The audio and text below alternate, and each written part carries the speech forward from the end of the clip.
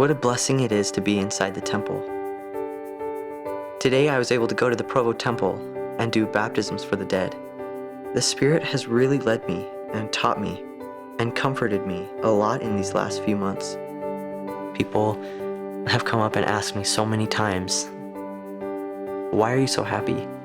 There's so many wonderful things that happen in life. That's what I've learned through my trials and also through knowledge of the gospel, is to enjoy the small things. My mom taught me about the gospel of Jesus Christ and about the plan of salvation and how we can be together forever. She taught me to live worthy of the temple, to make that my goal. She taught me that family is most important. On Christmas Eve, my family was coming home from a party, and we stopped at the store to get some last-minute Christmas shopping done. We ended up going home a different way. We got to 7th West, and the light turned red, so we were stopped at the light. And I remember looking around the car, and it was one of those things where I reflected, and I just felt so grateful.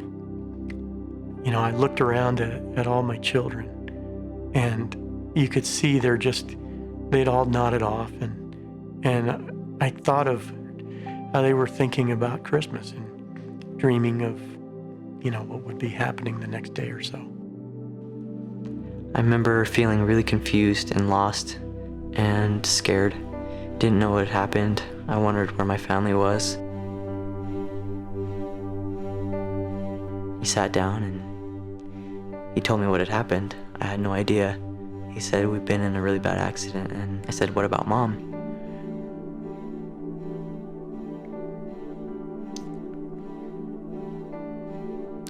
And I just looked at him and I said, she didn't make it. There was just silence. He just sat there and thought.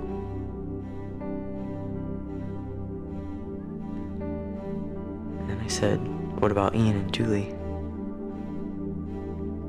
And after a long pause, I said, neither did Ian.